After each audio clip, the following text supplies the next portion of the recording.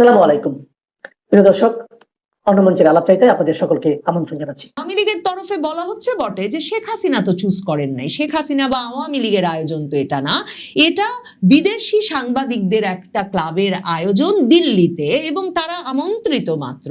কিন্তু সাংবাদিকরাই আবার বলছেন যে 2 বছর আগে যে পরিস্থিতিতে শেখ হাসিনা এসেছিলেন, 2 বছরের মধ্যে 2 বছর ধরেই তিনি যেভাবে রাজনীতিতে প্রাসঙ্গিক থাকলেন বাংলাদেশের, এবং বাংলাদেশের মানুষের ভেতরে যে ধরনের একটা উচ্ছ্বাস তৈরি হয়েছে তার দেশে ফেরার ঘোষণায়, সেটা ভীষণভাবে উল্লেখযোগ্য, গুরুত্বপূর্ণ, তাৎপর্যপূর্ণ। 2024 সালের 5ই আগস্ট যেই শেখ হাসিনাকে ক্ষমতাচ্যুত হয়ে বাংলাদেশ ছেড়ে ভারত যেতে হয়েছিল, সেই শেখ হাসিনা ভারতের রাজধানী দিল্লিতেই একটা সংবাদ সম্মেলনে উপস্থিত হয়ে, ভার্চুয়ালি উপস্থিত হয়ে বক্তৃতা দেবেন 2026 সালের 5ই আগস্ট। এ খবরটিতে তোলপাড় শুরু হয়েছে ভারতের সংবাদ মাধ্যমে। ভারতের সংবাদ মাধ্যমে শেখ হাসিনার প্রথম প্রকাশ্য উপস্থিতি হিসেবে এটাকে ঘোষণা করে বিভিন্ন সংবাদ মাধ্যম শিরোনাম করছে, কেন শেখ হাসিনা 5ই আগস্টেই দিল্লিতে এই ভার্চুয়াল সভায় যোগ দেওয়ার সিদ্ধান্ত নিলেন। এই সভাটির যে পোস্টারটি ছড়িয়ে পড়ার পর এই তোলপাড় শুরু হয়েছে, সেই সভার শিরোনাম দেওয়া হয়েছে শেখ হাসিনাজ হোম কামিং। যেই ঘোষণা দিয়েছেন সম্প্রতি, সেই ঘোষণার বিস্তারিত তিনি এই অনুষ্ঠানে তুলে ধরতে পারেন। তার কাছ থেকে একটা রোড ম্যাপ আসবে, রাজনৈতিক পরিকল্পনা আসবে তার স্বদেশ প্রত্যাবর্তনের। এসব প্রত্যাশার কথা ভারতীয় সংবাদ মাধ্যমে লেখা হচ্ছে। তবে দিল্লিতে foreign correspondence club south Asia, এই ক্লাবটির অনুষ্ঠানে শেখ হাসিনার ভার্চুয়ালি যোগদানের ঘটনাটি কিন্তু এর আগেও ঘটেছিল। তবে সেবার তিনি লাইভে যোগ দেন নাই, সেবার তিনি একটা অডিও বার্তা পাঠিয়েছিলেন। সেবারও ব্যাপক আলোড়ন হয়েছিল যে শেখ হাসিনাকে যে এই যে এর মাধ্যমে একটা প্রকাশ্য অনুষ্ঠানে অডিও বার্তা পাঠাতে দেখা গেল, সেটাও যে ভীষণ তাৎপর্যপূর্ণ রাজনৈতিকভাবে, সেটা যেমন তখন আলোচিত হয়েছিল। ভারতের সকল শীর্ষস্থানীয় সংবাদ মাধ্যম যেমন সে খবর দিয়েছিল, তেমনি সেবারেও সেই জানুয়ারি মাসের ওই অনুষ্ঠানটাতেও, যেহেতু অনুষ্ঠানটির আয়োজক ছিল এই foreign correspondence club south Asia, দিল্লিতে নিযুক্ত বিভিন্ন আন্তর্জাতিক সংবাদ মাধ্যমের যে প্রতিনিধিরা আছেন, সেই সংবাদদাতাদের যে ক্লাবটি, তারা কাজেই তখন ভারতের বাইরেও আন্তর্জাতিক সংবাদ মাধ্যমের শিরোনাম হয়েছিল যে শুধুমাত্র দিল্লির বাড়িতে অত্যন্ত সুরক্ষিত আবাসে বসে ইমেইলের মাধ্যমে সাক্ষাৎকার দিচ্ছেন শেখ হাসিনা, তাই নয়, তিনি রীতিমতো এখন সাংবাদিকদের একটা সভার মধ্যে অডিও বার্তা পাঠিয়েও তার বার্তা পৌঁছে দিচ্ছেন। কিন্তু এবার বিশেষভাবে যে উচ্ছ্বাস তৈরি হয়েছে তার কারণ, এই দাওয়াতপত্রে বা পোস্টারে foreign correspondence club south Asia লিখেছে যে শেখ হাসিনার হোম কামিং এই শিরোনামে যে আলোচনা সভা, সেই সভায় শেখ হাসিনা ভার্চুয়ালি লাইভ যুক্ত হবেন। কাজেই বিভিন্ন পত্রিকা লিখছে, তিনি কি তাহলে প্রশ্নের উত্তর দেবেন, তাকে কি দেখা যাবে ভিডিওতে? আওয়ামী লীগের বিভিন্ন সূত্র থেকে এটা পরিষ্কার যে শেখ হাসিনা ভিডিওতে দেখা দেবেন এরকম কোনো পরিকল্পনা নাই। তবে শেখ হাসিনা এই অনুষ্ঠানে লাইভ যুক্ত হয়ে বক্তৃতা দেওয়ার একটা প্রত্যাশা তৈরি করেছেন, সেটা সকলেই মনে করেন। তবে আওয়ামী লীগের তরফে বলা হচ্ছে যে শেখ হাসিনার মূল যে ইচ্ছাটা, সেটা হচ্ছে মূলত তো এই ফরেন করেসপন্ডেন্সরাই, সারা পৃথিবীর ভারতীয় সংবাদ মাধ্যম এবং আন্তর্জাতিক সংবাদ মাধ্যম, এপি, রয়টার্স থেকে শুরু করে এই 2 বছরে শেখ হাসিনার বিশ্বের শীর্ষস্থানীয় সকল দৈনিকে শেখ হাসিনার সাক্ষাৎকার প্রকাশ হওয়া, শেখ হাসিনার বিভিন্ন খবরাখবর প্রকাশিত হওয়া এবং নানা ভাষায় অনুদিত হয়ে, এসবের পেছনে এই যে সাংবাদিকদের শেখ হাসিনার খবরে আগ্রহ আছে মানুষের, সেটা অনুধাবন করতে পারা, শেখ হাসিনাকে রাজনৈতিকভাবে এক রকমের গুরুত্বপূর্ণ মনে করা, বিশ্ব রাজনীতিতেও গুরুত্বপূর্ণ চরিত্র বলে মনে করার একটা সরাসরি সংযোগ আছে। শেখ হাসিনা এজন্য ফরেন করেসপন্ডেন্সদের, সাংবাদিকদের ধন্যবাদ দেওয়া প্রয়োজন মনে করেছেন, এবং সে কারণে তিনি দেশে ফেরার ঘোষণা দেওয়ার পর দিল্লিতে নিযুক্ত এই বিদেশি সংবাদদাতারা যখন তাকে তাদের এই সভাটি আয়োজনের পরিকল্পনার কথা জানিয়েছেন এবং তাকে আমন্ত্রণ জানিয়েছেন, তখন শেখ হাসিনা মনে করেছেন তিনি যুক্ত হয়ে সাংবাদিকদের ধন্যবাদটুকু অন্তত জানাতে চান। কিন্তু মূলত এই আলোড়নটার কারণ কি? ভারতীয় সংবাদ মাধ্যমগুলো যে ধরনের শিরোনাম করছে, ফার্স্ট পোস্ট শিরোনাম করছে, why Sheikh Hasina has chosen August 5 for her first public appearance in 2 years। মানে আওয়ামী লীগের তরফে বলা হচ্ছে বটে যে শেখ হাসিনা তো চুজ করেন নাই, শেখ হাসিনা বা আওয়ামী লীগের আয়োজন তো এটা না, এটা বিদেশি সাংবাদিকদের একটা ক্লাবের আয়োজন দিল্লিতে এবং তারা আমন্ত্রিত মাত্র। কিন্তু সাংবাদিকরাই আবার বলছেন যে 2 বছর আগে যে পরিস্থিতিতে শেখ হাসিনা এসেছিলেন, 2 বছরের মধ্যে 2 বছর ধরেই তিনি যেভাবে রাজনীতিতে প্রাসঙ্গিক থাকলেন বাংলাদেশের, এবং বাংলাদেশের মানুষের ভেতরে যে ধরনের একটা উচ্ছ্বাস তৈরি হয়েছে তার দেশে ফেরার ঘোষণায়, সেটা ভীষণভাবে উল্লেখযোগ্য, গুরুত্বপূর্ণ, তাৎপর্যপূর্ণ। এবং শেখ হাসিনা 2024-এর 5ই আগস্ট যে পরিস্থিতিতে দেশ ছেড়েছিলেন আর 2026-এর 5ই আগস্টের আগেই যে পরিস্থিতিতে বাংলাদেশে ফিরে যাওয়ার ঘোষণা দিচ্ছেন, সেখানে তার উপর মৃত্যুদণ্ডের রায় আছে বটে, কিন্তু জনসমর্থনেও যে তিনি ভীষণভাবে শক্তিশালী সেটারও একটা সরাসরি প্রমাণ আছে বটে। ইন্ডিয়া টুডের শিরোনাম হচ্ছে 2 years after ouster Sheikh Hasina to make first public appearance in India. মানে 2 বছর আগে পদচ্যুত হওয়ার পর শেখ হাসিনা ভারতে প্রথমবারের মতো প্রকাশ্য উপস্থিতিতে আসছেন। তারাও লিখছে যে এটা একটা ভার্চুয়াল প্রোগ্রাম এবং একটা ভার্চুয়াল প্রোগ্রামকে তিনি লাইভে যুক্ত হয়ে হয়তো সরাসরি বক্তব্য দেবেন, কিন্তু এর মাধ্যমে তিনি যে তার দেশে ফেরার রোড ম্যাপ এবং ঢাকায় ফেরার পুরো প্রস্তাবনাটা নিয়ে আলাপ করবেন সে বিষয়টা একরকমের নিশ্চিত করছে ইন্ডিয়া টুডে। যে শেখ হাসিনা প্রকাশ্য উপস্থিতিতে আসছেন, অডিওতে হলেও, ভার্চুয়ালি যুক্ত হয়ে হলেও, কিন্তু একটা অডিটোরিয়ামে আয়োজিত অনুষ্ঠান, দিল্লির মার্কটালি অডিটোরিয়ামে এই অনুষ্ঠানটি আয়োজিত হবে, সেখানে সাংবাদিকরা উপস্থিত থাকবেন, সেখানে আওয়ামী লীগের সাবেক মন্ত্রী নেতাদের কেউ কেউ উপস্থিত থাকবেন এবং সেখানে ওই অনুষ্ঠানটিতে যুক্ত হবেন ভার্চুয়ালি সাবেক প্রধানমন্ত্রী শেখ হাসিনা, শেখ হাসিনা পুত্র সজীব ওয়াজেদ জয়, সাকিব আল হাসান, বাংলাদেশের ক্রিকেটের সর্বকালের সর্বশ্রেষ্ঠ অলরাউন্ডার আওয়ামী লীগ এমপি, তিনি সহ বিভিন্ন ব্যক্তিবর্গ। সেই খবরটি দিয়ে তাই ভারতীয় সংবাদ মাধ্যম লিখছে যে এটাই তার প্রথম পাবলিক অ্যাপিয়ারেন্স হতে যাচ্ছে, কারণ শেখ হাসিনা তো বরাবর বক্তব্য দেন দলীয় ফোরামে, দলীয় বিভিন্ন সভায়ও কিন্তু তিনি বক্তব্য দিয়েছেন। মানে পাবলিক অ্যাপিয়ারেন্স যে তারা বলছে তার কারণ হচ্ছে এই যে সাংবাদিকদের উপস্থিতিতে, এবং তিনি লাইভ যুক্ত হচ্ছেন, কিন্তু তিনি কিন্তু দলীয় ফোরামে লাইভে বক্তব্য রাখেন, কিন্তু সেটা সিগন্যাল, টেলিগ্রাম, এসব অ্যাপে একরকমের ফোন কনভারসেশনের মতো তার আপনজনদের সাথে, তার দলীয় নেতাকর্মী সহকর্মীদের সাথে। কিন্তু এই যে দলের বাইরে পাবলিক, মানে জনগণ, সাধারণ মানুষের সাথে একটা সংযোগ, যদিও এরা বেশিরভাগই হবেন বিদেশি সাংবাদিক, তাদের সাথে একটা সংযোগ তৈরি করতে তিনি একটা জায়গায় যুক্ত হচ্ছেন। ভারতীয় সংবাদ মাধ্যম বারবার এটা মনে করাচ্ছে এটা তার ফার্স্ট পাবলিক অ্যাপিয়ারেন্স হতে যাচ্ছে 2 বছর আগে পদচ্যুত হওয়ার পর। বাংলাদেশের পত্রিকা মানব জমিন সাহস করেছে ইন্ডিয়া টুডের এই সংবাদটিকে অনুবাদ করে ছেপে দেওয়ার। সেখানে তারা বলছে 5ই আগস্ট প্রকাশ্যে আসছেন শেখ হাসিনা, এবং সেখানে তারা লিখছে যে ইন্ডিয়া টুডে লিখেছে 15 বছর ক্ষমতায় থাকার পর শেখ হাসিনা সরকারের পতন ঘটে, তার সরকার পতনের 2য় বার্ষিকীতে এই অনুষ্ঠানের আয়োজন করা হচ্ছে। ক্ষমতাচ্যুত হওয়ার পর প্রথমবার প্রকাশ্যে আসছেন বাংলাদেশের সাবেক প্রধানমন্ত্রী শেখ হাসিনা। মানব জমিন লিখছে যে এ পর্যন্ত তার একাধিক অডিও বার্তা প্রকাশ পেলেও এবারই প্রথম তিনি প্রকাশ্যে আসছেন 5ই August. Foreign correspondence club of South Asia নয়াদিল্লিতে এ বিষয়ে একটি অনুষ্ঠানের আয়োজন করা হয়েছে, যেখানে নিজের ভবিষ্যৎ এবং বাংলাদেশে তার ফেরার বিষয়ে বক্তব্য রাখবেন বলে জানিয়েছে ভারতের ইন্ডিয়া টুডে পত্রিকাটি। এবং পত্রপত্রিকাগুলো বলছে সন্ধ্যা 6টা থেকে 7:30 পর্যন্ত এই 1.5 ঘন্টা ভারতীয় সময় এই অনুষ্ঠানটি অনুষ্ঠিত হবে। দ্য হিন্দু শিরোনাম করেছে, মানে 5ই আগস্ট শেখ হাসিনার বক্তৃতাটিকে শুধুই যে মানে তিনি আগস্টের দ্বিতীয় বার্ষিকীতে বক্তব্য রাখছেন সেজন্যই তাৎপর্যপূর্ণ তা নয়।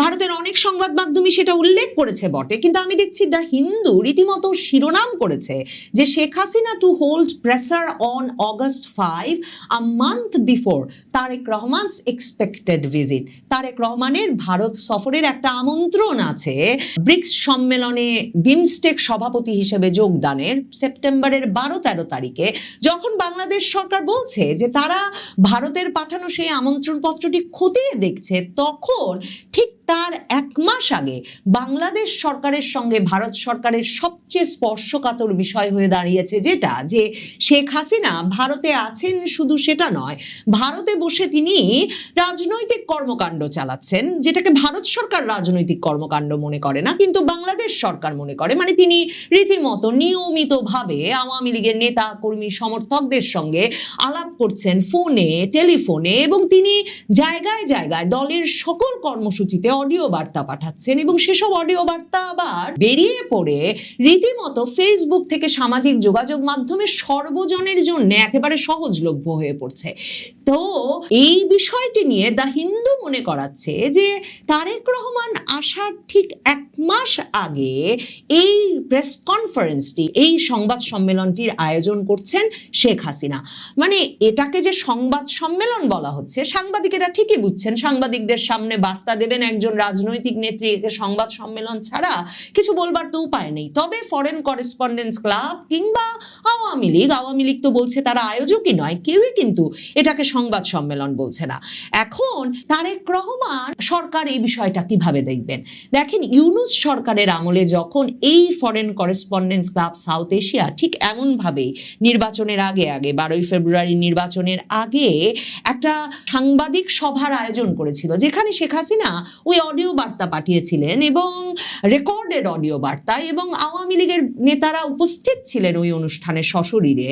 তার পরপরই কিন্তু ইউনূস সরকার পররাষ্ট্র মন্ত্রণালয়ের তরফে একটা প্রতিবাদ জানিয়ে বলেছিল যে তারা শকড, তারা স্তম্ভিত, বাংলাদেশ সরকার স্তম্ভিত যে কিভাবে বাংলাদেশে মৃত্যুদণ্ডপ্রাপ্ত পলাতক আসামি শেখ হাসিনাকে ভারত সরকার জনসমক্ষে বক্তৃতা দেওয়ার সুযোগ দিল। মানে সরকার উল্লেখ করেছিল পাবলিক অ্যাড্রেস করবার সুযোগ দিল। তার মানে আপনি আমি হয়তো ভাবি যে এটা তো একটা ভার্চুয়ালি যোগ দেওয়া, আমরা তো প্রায় ভার্চুয়ালি শেখ হাসিনার পাঠানো অডিও বার্তা নানা জায়গায় শুনতেই পাই। এটা এমন একটা কি ঘটনা? ঘটনাটা হচ্ছে সেটা যে রীতিমতো অনুমোদন নিয়ে, সরকারি অনুমোদন, যথাযথ কর্তৃপক্ষের অনুমোদন নিয়ে শেখ হাসিনা বক্তৃতা দেবেন জনসমক্ষে, এটা জানিয়ে একটা অনুষ্ঠান করার অনুমতি পাওয়া যাচ্ছে দিল্লি শহরে, জানুয়ারি মাসেও পাওয়া গেছে এবং এ দফায় আবার 2026-এর আগস্ট মাসে এসেও পাওয়া যাচ্ছে। এখন তারেক রহমান সরকার এর কি প্রতিক্রিয়া জানান সেটা বলা মুশকিল। তবে ভারত সরকার যে, মোদী সরকার যে, তারেক রহমান সরকার কি প্রতিক্রিয়া জানান তার তেমন তোয়াক্কা করছেন না। এর যে একটা সরাসরি উদাহরণ এই ঘটনা, সেটাও কিন্তু আবার ভারতীয় সংবাদ মাধ্যমেই বিশ্লেষণে উঠে আসছে যে শেখ হাসিনাকে নিয়ে এমন স্পর্শকাতরতা আছে জানার পরেও ভারত সরকার এই অনুষ্ঠান আয়োজনের সুযোগ দিয়ে একটা সরাসরি বার্তাই বাংলাদেশ সরকারকে দিতে চাইছে। বাংলাদেশ সরকারকে বরাবরই ভারত সরকারের যেটা অবস্থান, ভারত সরকার বরাবরই বলে আসছে যে শেখ হাসিনাকে বাংলাদেশ থেকে সরকারি ব্যবস্থাপনায়, সরকারি অনুরোধে তার প্রাণহানির ঝুঁকি আছে এই কথা জানিয়ে ভারতে নিয়ে আসা হয়েছিল সামরিক বিমানে করে, এবং তিনি যখন এসেছেন তখন তিনি দণ্ডপ্রাপ্তও ছিলেন না, পলাতকও ছিলেন না। এবং প্রধানমন্ত্রী মোদী, ইউনূস যখন তাকে বিমস্টেক সম্মেলনের ফাঁকে দেখা হওয়ার পর 2025-এর মার্চে অনুরোধ করেছিলেন যে আপনি শেখ হাসিনার কথা বন্ধ করুন, তখন ইউনূসকে জানিয়েছিলেন যে ভারত ভারতে সকলেই স্বাধীন সামাজিক যোগাযোগ মাধ্যম ব্যবহারের বিষয়ে, কাজেই শেখ হাসিনা তাদের অতিথি কাউকেই তারা সামাজিক যোগাযোগ মাধ্যম ব্যবহারের বিষয়ে বাধা দান করতে পারেন না। আর ওইদিকে এই যে শেখ হাসিনা ভারতে বসে রীতিমতো নিয়মিতভাবে ভারতীয় সংবাদ মাধ্যম, আন্তর্জাতিক সংবাদ মাধ্যমে সাক্ষাৎকারের পর সাক্ষাৎকার দিয়ে যাচ্ছেন, ভারতের বিশ্লেষকরা বলছেন ভারত সরকার এটাকে নীতিগতভাবে একজন ব্যক্তির মত প্রকাশের স্বাধীনতা বলে মনে করে। কাজেই এই সব মিলিয়েই আসলে শেখ হাসিনা মার্ক টালি অডিটোরিয়ামে অনুষ্ঠিত এই অনুষ্ঠানে দিল্লিতে ভার্চুয়ালি যুক্ত হয়ে অডিও বার্তা দিলেও এই নিয়ে কেন যে এত আলোড়ন ছড়িয়ে পড়েছে তার এই অনুষ্ঠানটির পোস্টার প্রকাশের সাথে সাথে তা বুঝতে আসলে অসুবিধা হয় না। সম্প্রতি ভারতীয় একজন প্রাক্তন কূটনীতিকের সাথে সার্জিও গোরের বাংলাদেশ আওয়ামী লীগ এবং শেখ হাসিনার প্রত্যাবর্তন সংক্রান্ত কিছু গুরুত্বপূর্ণ আলোচনা হয়েছে। আজকে প্রধানত সেই বিষয়টি নিয়ে আলোচনা করব, পাশাপাশি শেখ হাসিনা যে ফিরছেন, কিসের উপর ভিত্তি করে তিনি ফিরবেন, কবে ফিরবেন, এই বিষয়ে কিছু প্রাসঙ্গিক আলোচনা থাকবে। শেষ পর্যন্ত সাথে থাকবেন। শুরুতেই সার্জিও গোরের একটা এক্স হ্যান্ডেলের টুইটের ব্যাপারে বলি। গত দুদিন ধরে সার্জিও গোরকে নিয়েই কথা বলছি। আসলে এই মুহূর্তে খুবই প্রাসঙ্গিক ভাবেই এই নামটি বারবার আসছে। সার্জিও গোর চলে যাবার সময় তিনি তার এক্স হ্যান্ডেলে একটি টুইট করেছেন এবং সেই টুইটে তিনি বলেছেন যে বর্তমান সরকারের সাথে তাদের যে পারস্পরিক পার্টনারশিপ এবং অর্থনৈতিক যে সম্পর্ক সেটা আরো জোরদার করার কথা বলেছেন এবং তিনি এই দুই দেশের সম্পর্ক, এই যে গতানুগতিক একটা টুইট করেছেন। এই টুইটে উল্লসিত হয়ে অনেকেই দেখলাম যে দেখো যে আওয়ামী পন্থীরা গুজব ছড়াচ্ছে, আসলে কি এই টুইটেই তো সে বলে গেছে যে সরকারের সাথে খুব ফলপ্রসূ আলোচনা হয়েছে, সম্পর্ক এগিয়ে নিয়ে যাবার ব্যাপারে টুইটে বলা হয়েছে। আমি একটু ফিরে যেতে চাই 2024 সালের মে মাসে। সেই সময়ে বাইডেন প্রশাসনের মধ্য এবং দক্ষিণ এশিয়া বিষয়ক অ্যাসিস্ট্যান্ট সেক্রেটারি ডোনাল্ড লু বাংলাদেশে এসেছিলেন। তিনি যাওয়ার সময় বলে গিয়েছিলেন দুই দেশের পারস্পরিক সহযোগিতা ভবিষ্যতে কিভাবে আরো এগিয়ে নিয়ে যাওয়া যায় সেটি নিয়েই তিনি আলোচনা করেছেন এবং এই সার্জিও গোর যে টুইট করেছেন অনেকটা একই ভাষা ছিল ডোনাল্ড লুর। কিন্তু এখন আমরা জানি যে ডোনাল্ড লু মে মাসে এসেছিলেন আসলে রেজিম চেঞ্জের যে জঙ্গি অভ্যুত্থান সেটার ফাইনাল মিটিং করতে। সবার সাথে তিনি মিটিং করে গেছেন, এমনকি একদম ইনফ্লুয়েন্সার লেভেলে পর্যন্ত তিনি মিটিং করেছেন। সুতরাং তারা এক্স হ্যান্ডেলে কি টুইট করলো, কি বিবৃতি দিল, সেটি শেষ কথা নয়। বাংলাদেশ 2024 সালের 5ই আগস্ট রেজিম চেঞ্জের পর থেকে ভালো নেই। যতগুলো ইন্ডিকেটর আছে একটা দেশকে আপনি ভালো বলবেন, ডেমোক্রেসি বলেন, ইকোনমিক ইন্ডিকেটর বলেন, সোশ্যাল ইন্ডিকেটর বলেন, আইন শৃঙ্খলা পরিস্থিতি বলেন, মানবাধিকার বলেন, বিচার ব্যবস্থা বলেন, কোন ইন্ডিকেটরে বাংলাদেশ 2005 সালের 5ই আগস্টের পর থেকে সামনে এগিয়েছে? এখন প্রত্যেকটা দেশ, বিশেষ করে এই পশ্চিমা দেশগুলো, তাদের কিন্তু একটা ইনফরমেশন সোর্স আছে। বাংলাদেশের প্রকৃত পরিস্থিতি কি তারা তাদের দূতাবাস এবং নিজস্ব চ্যানেলে ইনফরমেশনটা নেয়। ধরেন আমেরিকা জানে বাংলাদেশে আসলে কি হচ্ছে, তাদের স্বার্থ রক্ষায় তারা কতটুকু কথা বলবে, কতটুকু অ্যাক্ট করবে সেটা আলাদা। বাংলাদেশের প্রকৃত অবস্থা জানার জন্য আমেরিকার সরকার বাংলাদেশ দূতাবাসে ওয়াশিংটনে যে প্রেস মিনিস্টার আছে তার মুখের দিকে তাকায় বসে থাকে না। প্রেস মিনিস্টার ফেসবুকে দুটো স্ট্যাটাস দিয়ে যদি মনে করে যে আমেরিকান গভর্নমেন্ট ওইটার উপরেই ডিপেন্ড করে বসে আছে, তাহলে বলতে হবে তিনি বোকার স্বর্গে বসবাস করছেন। আমরা 5ই আগস্টের আগে অনেক ফেসবুক সেলিব্রিটি দেখেছিলাম, তারা একটা স্ট্যাটাস দিলে লাখ লাখ রিয়াকশন হইতো। এখন তারা স্ট্যাটাস দিলে ওইটা 100-এর ঘরে নেমে গেছে। কমেন্টস তো পড়েই না, যতগুলো কমেন্টস পড়ে সেগুলো খুবই নেগেটিভ। এই কথাগুলো এই কারণেই বললাম যে বাংলাদেশের বর্তমান যে অবস্থা, তাতে বাংলাদেশকে কেন্দ্র করে যেসব বিশ্বের দেশগুলো ভাবে, তারা নতুন করে ভাবছে। যে ইউরোপিয়ান ইউনিয়ন ডক্টর ইউনূসের কোনো অন্যায় চোখে দেখতো না, তারাও কিন্তু এখন নড়ে চড়ে বসেছে এবং তারা আর আগের মতো ব্ল্যাঙ্ক চেক দিচ্ছে না। তো একথা এই কারণেই বলছি যে সম্প্রতি সার্জিও গোর একজন ভারতের এক্স ডিপ্লোম্যাটের সাথে কথা বলেছেন এবং তিনি সেখানে বলেছেন যে আওয়ামী লীগের ব্যাপারে আমাদের মূল্যায়ন সঠিক ছিল না, আওয়ামী লীগের ব্যাপারে আমাদের কাছে পর্যাপ্ত তথ্য ছিল না, আওয়ামী লীগের জনপ্রিয়তা এবং সাংগঠনিক শক্তিটার ব্যাপারেও আমাদের মিসলিড করা হয়েছিল।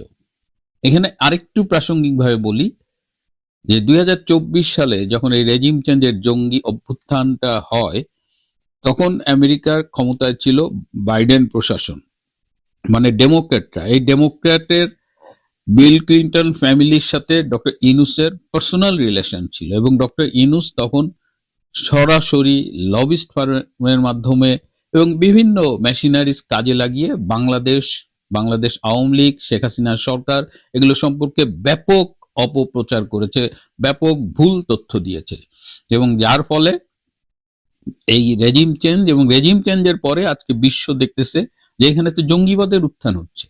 শুধুমাত্র বাংলাদেশ ইজ গোয়িং ডাউন সেটা না, এই জঙ্গিবাদের উত্থানের সাথে সারা বিশ্বের শান্তি, নিরাপত্তা, সাউথ এশিয়ার স্থিতিশীলতা জড়িত এবং এই জায়গাটায় নড়ে চড়ে বসেছে বিশ্ব যে বাংলাদেশ কি আরেকটা আফগানিস্তান হবে, বাংলাদেশ কি আরেকটা সিরিয়া হবে। এই যে ভারতের এক্স ডিপ্লোম্যাটের কথা বললাম, উনি একটা প্রোগ্রামে আসবে বলে আমরা তার সাথে যোগাযোগ করছি। আপনারা জানেন যে আগামী 5ই অগস্ট দিল্লিতে foreign correspondents club of south এশিয়ায় একটা সেমিনার হবে, আলোচনা সভা বলেন যাই বলেন, শেখ হাসিনার স্বদেশ প্রত্যাবর্তন উপলক্ষে একটা আলোচনা হবে। সেই আলোচনায় প্রধানমন্ত্রীর পুত্র সজীব ওয়াজেদ জয় থাকবেন, আমাদের সাবেক শিক্ষামন্ত্রী নওফেল থাকবেন, ক্রিকেটার সাকিব থাকবেন, আরো অনেকেই থাকবেন এবং ধারণা করা হচ্ছে যে ওই মিটিং এ শেখ হাসিনা ভার্চুয়ালি যোগ দেবেন এবং সেখানে তিনি বক্তব্য রাখবেন, তার দেশে ফেরার ব্যাপারে কথা বলবেন। এটা এখন পর্যন্ত ধারণা করা হচ্ছে। আগস্ট মাসেই আবার দিল্লিতে আরো 3টা প্রোগ্রাম হবে। ইউরোপের হ্যান্ড ইন হ্যান্ড একটি মানবাধিকার সংস্থা আছে, তারাও এই ফরেন করেসপন্ডেন্স ক্লাবে একটা মিটিং করবে এবং আরো 2টো প্রোগ্রাম করবে একটা ইউনিভার্সিটিতে এবং সেখানে ইউরোপের অনেক ডিপ্লোম্যাটরা আসবে। সো পুরো অগাস্ট মাস জুড়ে আমরা কিন্তু এই আলোচনাগুলো শুনবো, বাংলাদেশ বিষয়ক আলোচনা এবং আরো তথ্য পাবো। তো ওই আগস্টের প্রোগ্রামেই ওই এক্স ডিপ্লোম্যাটকে স্পিকার হিসেবে ইনভাইট করার জন্যই মূলত আমরা যোগাযোগ করেছিলাম। তো তখন এই ইনফরমেশনটা পেলাম এবং এক্স ডিপ্লোম্যাট এটা নিয়ে পত্রিকায় একটা আর্টিকেল লিখেছেন। এটা একটি ব্রিটিশ দৈনিক পত্রিকায়। আমরা ধারণা করছি যে আগামী 1 সপ্তাহের মধ্যেই প্রকাশিত হবে। সেইখানে এই সার্জিও গোরের সাথে তার যে কথোপকথন, এবং সার্জিও গোর মনে করেন যে শেখ হাসিনার এখন আসলে বাংলাদেশে ফেরার মতো পরিস্থিতি সৃষ্টি হয়েছে এবং শেখ হাসিনার এই প্রত্যাবর্তনকে কেন্দ্র করে দেশ জুড়ে আওয়ামী পরিবার বা আওয়ামী পক্ষে যেমন, আওয়ামী বিপক্ষে বা প্রতিপক্ষেও কিন্তু একটা প্রতিক্রিয়া দেখা গেছে।